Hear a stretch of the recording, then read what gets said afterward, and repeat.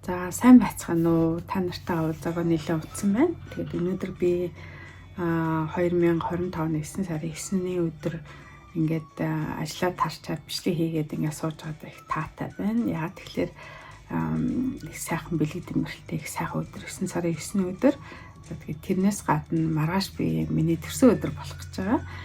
Тэгээ уг нь бол яг төрсөн өдрөөр би влог хий гэж би бодож ирсэн. Тэгсэн чи харин орой ээлжтэй ажил таарад тэгээд чадахгүй юм шиг байна. Тэгэхээр өнөөдөр хийчихье гэж бодож чинь тэгээд чи Монголд аль хэзээний одоо 9 сарын 10 болсон байгаа шүү дээ, тийм ээ. Тэгэхээр энэ сайхан өдөр ер нь бол нэг блог хийж байгаа юм шиг санагдчихэв. Тэгээд тэрнээс гадна одоо ингээл нас яваад ирэхлээр те одоо ингээд 50 гарсан хүн шүү дээ би чинь. Тэгэхээр ер нь яг энэ амьдралд яг юу мэдөө, юу одоо хийх ёстой байсан гэдэг ч юм уу, тиймэрхүү юм бол байнга ингэж бодогдож байдаг юм байгаа. Ямар бэлэг авах уу, яаж тэмдэглэх үү гэхээс илүүтэйгээр ер нь би хийн те ямар яах гэж одоо хүмүүс ч их юм ярьдаг шүү дээ, тийм ээ. Яах гэж энэ дэлхийд ирсэн гэж бид нэг тэгж том юм ярмаар билээ л да.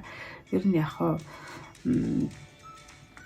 үзэл бодол бас нэлээ их өөрчлөгдөж бас их нэлийн төлөвших тийшээ орд юм байна гэж ингэж бодож байгаа.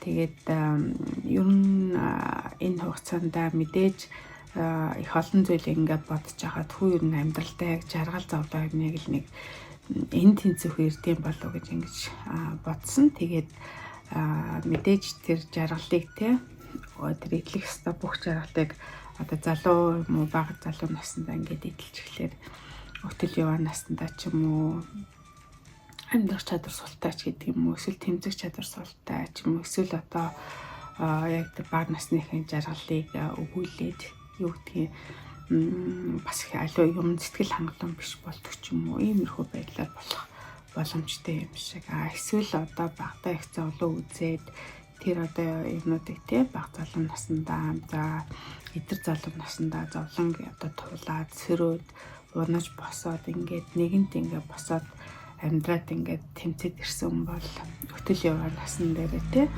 нас явахын хэрээр алдаа их баг гаргадаг. Тэгээд аливаа юмдаа бууж өгөхтэй харьцангуй их баг те ийм байдсан болов гэж ингэж бодож байгаа. Тэгэхээр одоо нэг хүмүүс хэлээд идэг басан мэлээ хүүхдүүдийнхээ бүх юм битгий багтан ч юм уу ямар нэгэн байдлаар бэлдэж өгөө. Зүгээр сайн боловсрол олгоол тэгээд толгойд юм хийгээд ингээд гэрээсээ явуулахад тэр хүн өөрийгөө олоод ингээд явчихна. Одоо бүх юмыг бэлдэж өгöd хаан болвол бас их тэмцэх те хөлмөрлөх сурч чадвар багтай юм болдог гэж яриад байдаг басан мэлээ. Би ч гэсэн энүүтэй санал нэг байгаа. Тэгэхээр яг миний амьдралын хувьд гэвэл би мэдээж хүүхэд настай 18 нас хүртлээ ч юм уу эцэгтэй ах эгч дүү нартай их л сайхан аз жаргалтай өнөр өтгөний майлд ингэж өсөөл сумын сургууль сураад төгсөөл ингээл инж болох замаа олсон юм хүн байгаа. Яг уу яг идэр залуу насн дээрээ гэр бүлээ зохиогоод ингээ явж байхдаа бас хүнд хэцүү юмтай тулгараад тийм ээ. Тэгээд юу гэдгийг одоо нөгөө учрах ёсгүй байсан хүнтэй уулзсан ч юм уу тэр байдлаасаа болоод ингээд салж нийлээд ингээ явсан. За тухайн үед бол мэдээж сэтгэл санааны хувьд болон бие махбодын хувьд ч гэсэн айгүй их тийм хэцүү байдалд бол орж исэн. Мэдээж тэрийг бол мартна гэж бол хийж байхгүй тийм ээ. Тэгэхээр тэрийг харин яаж баг санах уу гэдэг асуудал дээр л өөрийнх нь толгойг ажиллуулах хэрэгтэй юм шиг байна. Тэгээд тэр одоо юмыг даван туулах тийм даалгавар бол тал ирсэн байлгүй дээ. Тэгээд тэрийгээ даван туулаад өнөөдөр би ингээд явж байгаа.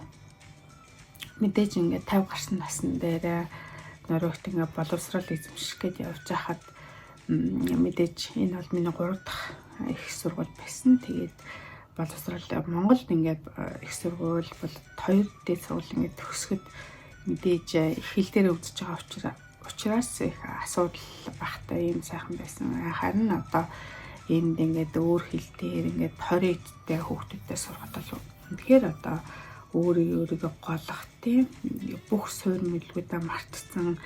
Яг надад сурах хүсэл байсан. Тэрнээс бол бүх юм мартсан юм байсан. Гэхдээ яг хуу шалгаландаа унаж тусаж ингэж явсаар агаад ингээд төгсөөд өнөөдөр ингээд ажиллаад нэгсэн чинь жилийг одоо орхисон байгаа байхгүй. Тэгэхээр цаг хугацаа гэж их сайхан хурдан ингэж өнгөрсөн байна. Тэгэхээр ажилтаа байна гэдэг чинь сайхан тий тогтмол цалинтай байна.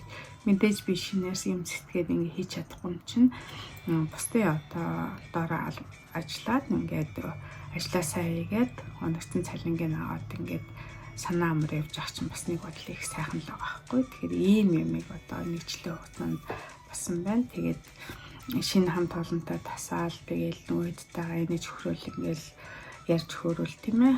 Ийш тийшээ яваал аялал тэгээл өдрийнхөө ажлынхаа зовлонгоо нэг үед бэрхшээл ингээ хамтдаа тулаад ингээ явхлаар одоо бас тэр хүмүүсийн нэг хэсэг энэ нийгмийн нэг хэсэг болцсон гэж явахлаар сэтгэл бас их сайхан таатай мэдрэмж төрж байгаа.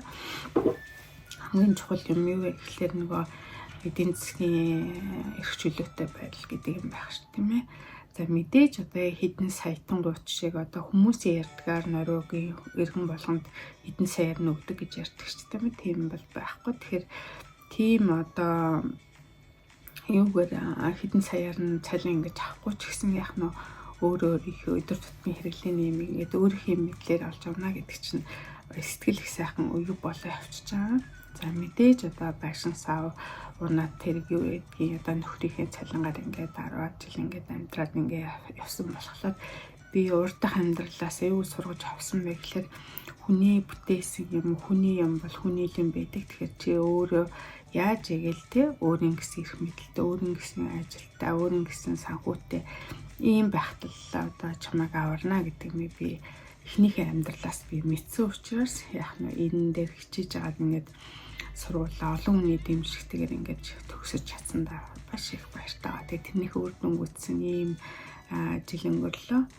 За мэдээж ингээд сайн яваад сургууль солиод төгсөөд ингээ яаж байгаа ятгах гэвэл ахаал амьдрал чинь нэг сорилтууд гарч ирэлээд гэх тийм ээ. Тэг мэдээж бид урд нь та нарт хэлж исэн ямар нэгэн нууц юм биш. Одоо манай нөхрийн одоо арахыг тийм өвчин тусан байгаа. Тэгэхээр нөхөртөөгөө дараагийн даалгавар нь юу вэ гэхээр нөхөртөөгөө аль болохоор одоо юу гэдгийг цагийг хамт өнгөрөөгөөж тэгээд ингээд сайн сайхан инээж хөрөөд сэтгэл санаагийн дэмжих аль болохоор баг зоох тийм ээ санаа сэтгэлийн тайван байлгах хол унд юм тэр хамгийн юмар ингэж цаг хугацаанд нь ингэж байлгах нь бол миний үүрэг гэж ингэж боддог.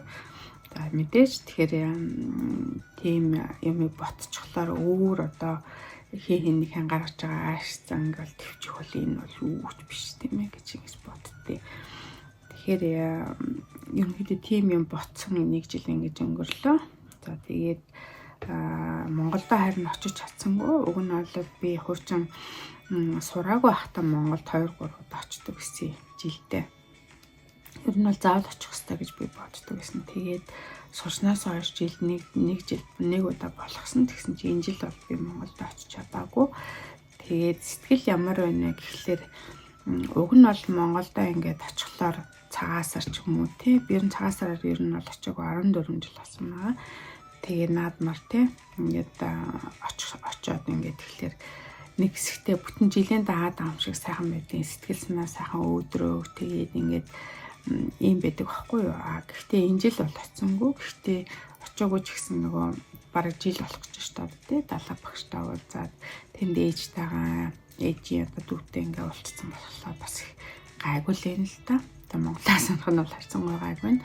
Гэхдээ аль болохоор Монголд ойрхон бай гэж бол блогнуудаа хийгээл, рилээ хийгээл за өдөр тутмын мэдээг бол би Монгол байгаа хүмүүсээс илүү мэддэг гэж хэлж болно.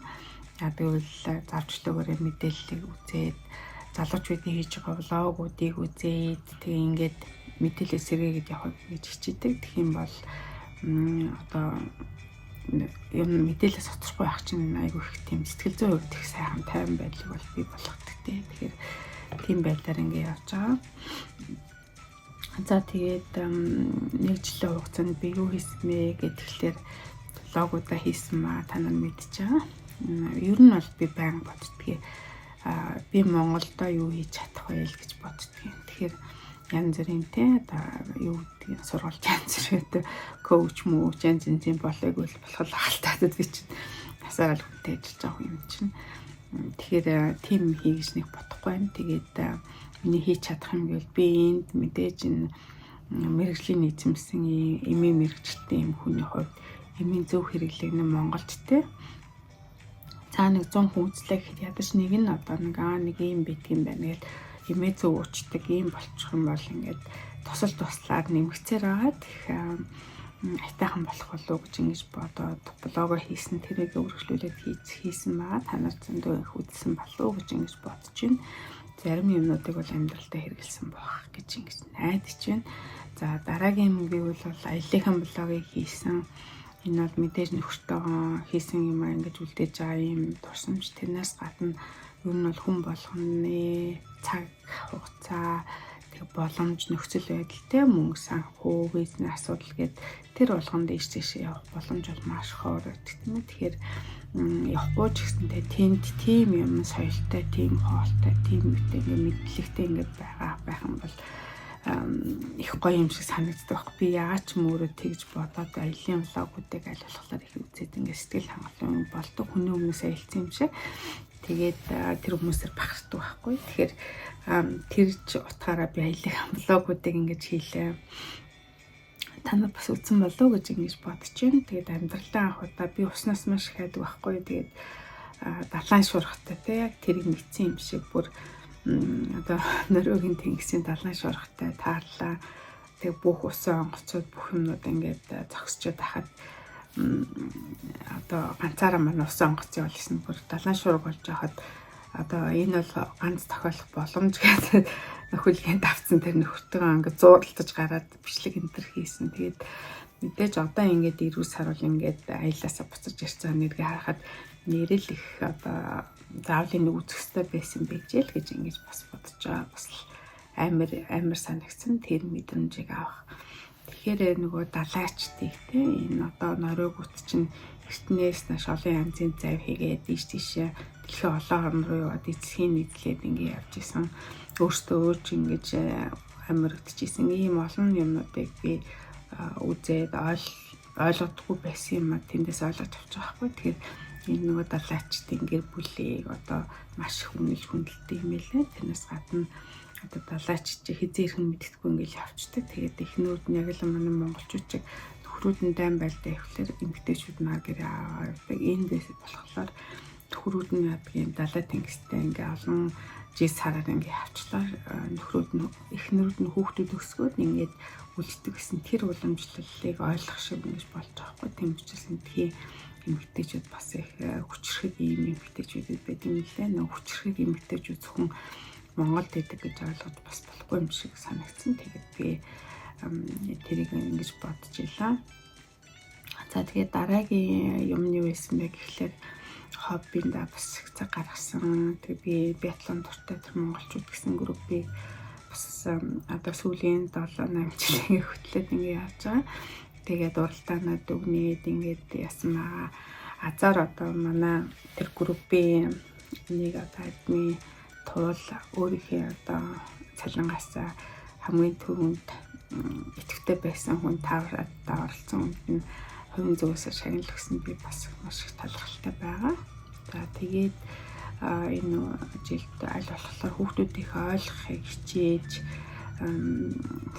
хичээсэн жил байсан. Тэгээд ер нь бол яг хуу ингээд хүмүүстэй уулзаад ингээд явж байхаар гадаадд ирсэн хүүхдүүдтэй бас их асар их юм сэтгэл зүйн одоо тийм юм бол үүсдэг гэдгийг зөвхөн одоо манай хүүхдүүдээс биш энэ дэлхийн олон орнд руу ингэж шилжилтийн өмнөх насндаа явсан хүүхдүүдийн эцэгчүүд яг адилхан ярьж байгаа хгүй. Тэгэхээр би бодоод тэр манай хүүхдүүд гарч ирсэн бэрхшээл бол одоо зөвхөн манай хүүхдүүд биш энэ чинь ерөөсөө эх орноосоо явсан те бүх хүүхдүүдэд гарсан юм бэрхшээл байд юм байна гэж ингэж ойлгосон. Тийм болохоор би одоо хүүхдүүдэд аль болохоор дэмжиж тийм ээ одоо ядаж үгээ хэлэх дуртай үгээ надад хэлж яах тэр одоо боломжийг чимээгүүд сонсогч байхаасаа тий чадвар зөвлөмж өгөө тэрийг авах гэж ингэж бодож харьцах хичээдэг болсон. Тэгэхээр би өөрөө өөрийгөө жоохон өөрчлөх хичээсэн жилээс юм болов уу гэж ингэж бодож байна.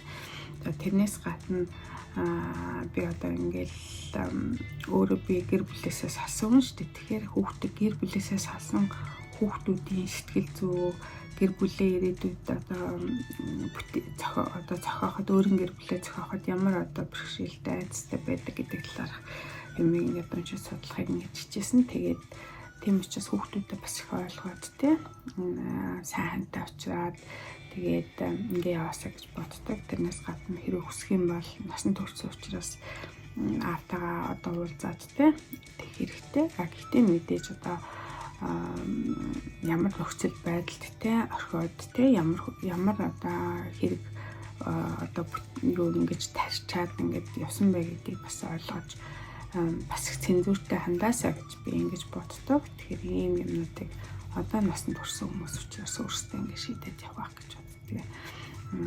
Тэгэл ер нь бол гэр бүл салаа томчууд ийш тийшээ болоод ингэ явах нь бол энэ бол томчуудын асуудал тийм ээ. Гэхдээ цаана бол хүүхдүүдийн асуудал ирэх гिचмтэй сэтгэл зүй асуудал маш их одоо гэмтдэг гэдэг юмыг ингэж бас ойлгох хичээж ингэж явж байгаа. Энэ бол зөвхөн Монгол хүүхдүүдээс биш, энэ бас гадаад хүүхдүүдээр ингэж ажигладаг.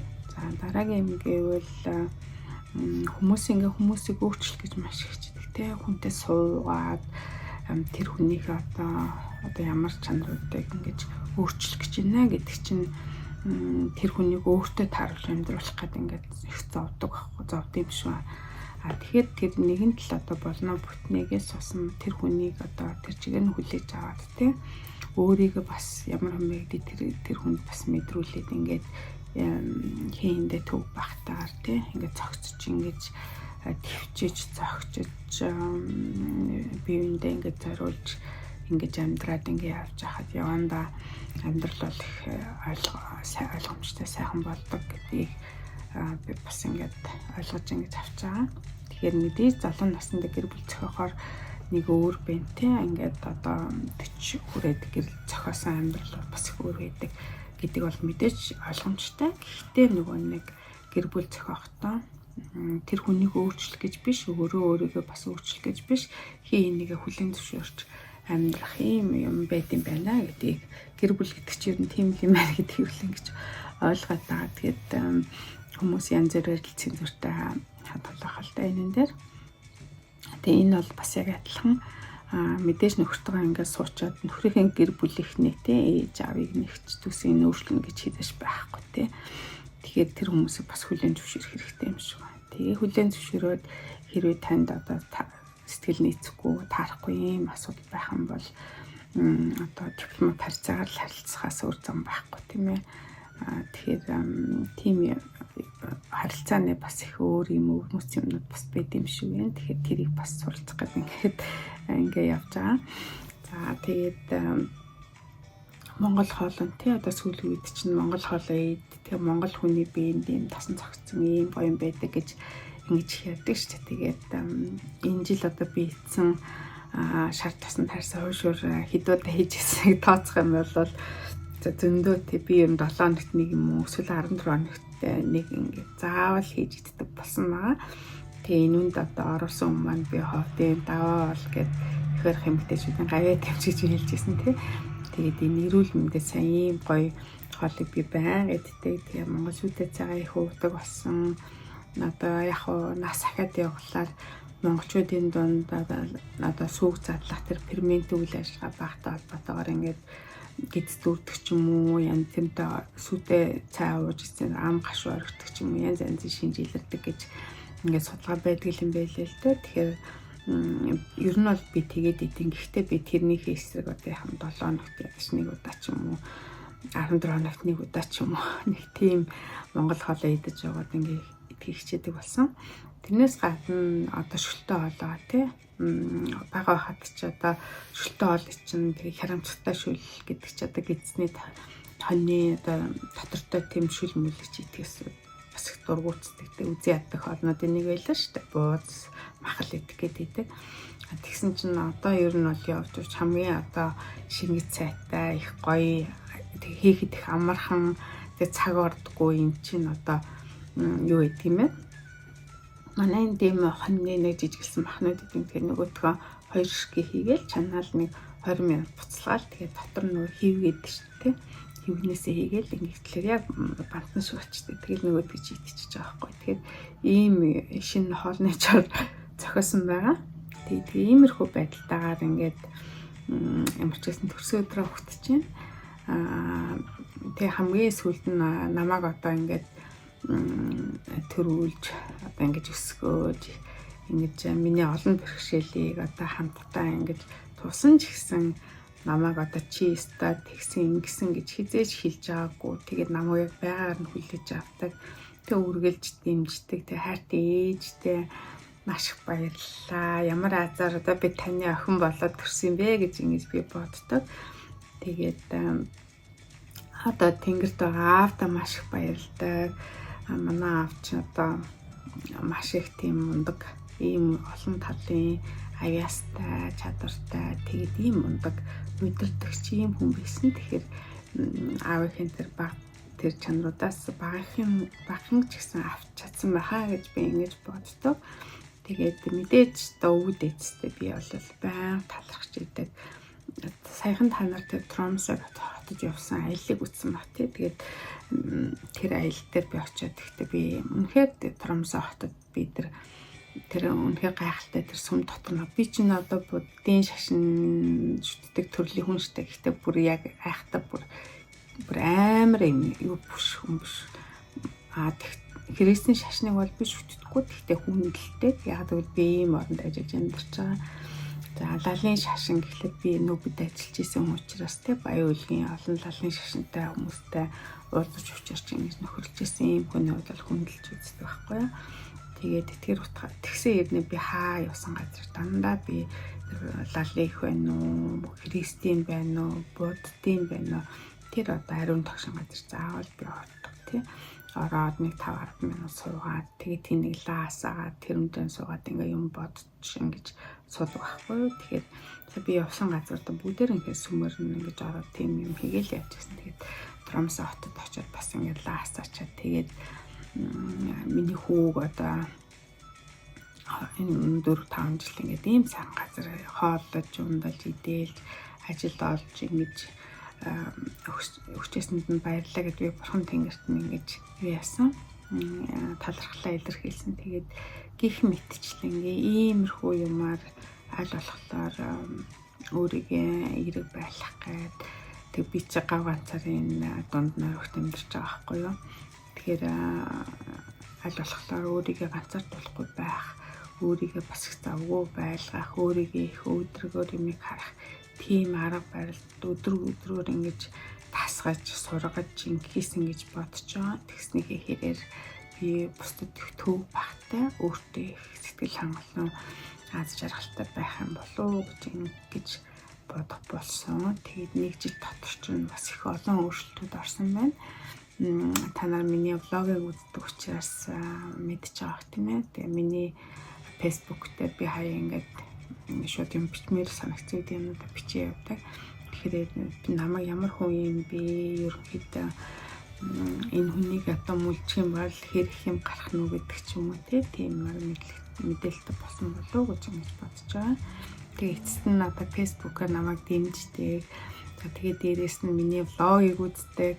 Нэг орчоод нэг гараал ингээл байдаггүй subscribe хийсэн бүх хүмүүстээ маш их баярлалаа. Мэдээж миний хувьд subscribe, like бол нэг чухал биш юм шиг хэрнэ. Тэрс нэг ажлыг үзүүлэлт байгаад идэм шиг урам авдсан байх чи бас хүн чинь бас хинэттэй урам амьтаа. Бас нэг яадаг одоо Монголоос янз янз шагналахгүй нь ойлгомжтой. Тэгэхээр Facebook-аар дамжуулаад тэгэл нэг юм үгээ лайк мактэй subscribe даруулна байхыг хүсэж. Тэгээд та нар бүгдээрэнд нь маш их баярлалаа.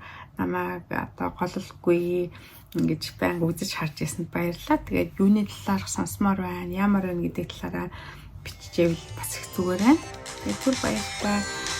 Ингээд мөрөс юм байна. Төсөө өдрийн баярын мэнд.